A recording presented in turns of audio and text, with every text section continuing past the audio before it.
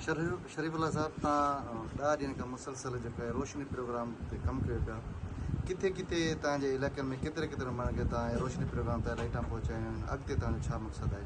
बिस्मिल्लाह रहमान रहीम। मोहसिन भाउ, तव्हांजी वॾी महिरबानी। हिन गर्मी में अवां बि असां सां गॾु हिन ॻोठ मीर खान वसीर में पहुता आहियो। मुंहिंजा साईं ही रोशनी प्रोग्राम सरदार मीर ख़ालिद अमन खान लुंड, सरदार नादिर अकमल खान लगारी साहब ऐं सरदार दादा मीर अकबल खान लगारी ऐं सरदार दादा मीर शहबाज खान लुंड तरफ़ां ही हले पियो। अॼु 11हों ॾींहुं आहे असां यूसी छिजण खां शुरू थिया आहियूं।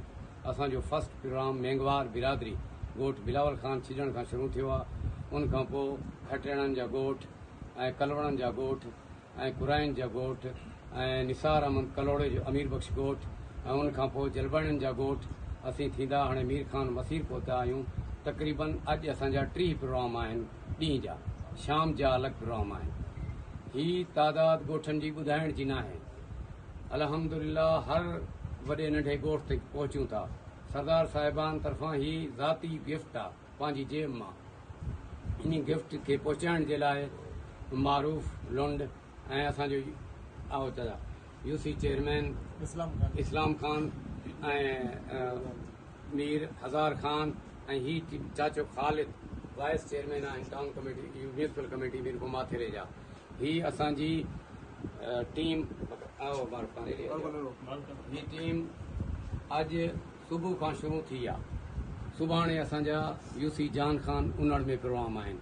उनखां पोइ अॻु में ई असां ॿुधाए चुका आहियूं ही PS 19 तालको ॾैरकिया या तालको मीरपुमा थेले जे हर ॻोठ में वेंदासूं।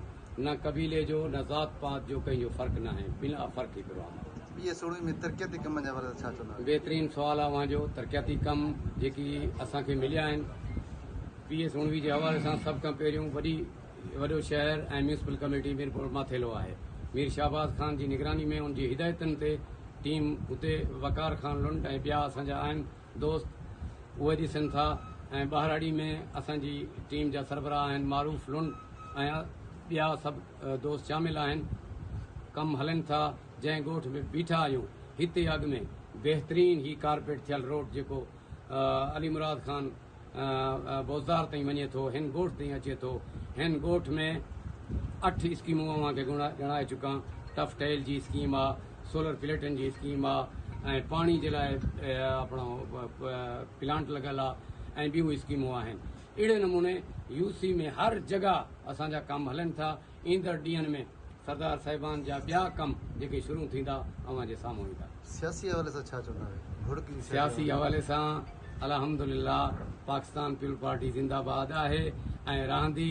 ही डिस्ट्रिक्ट घोटकी किलो रहियो आहे हमेशा।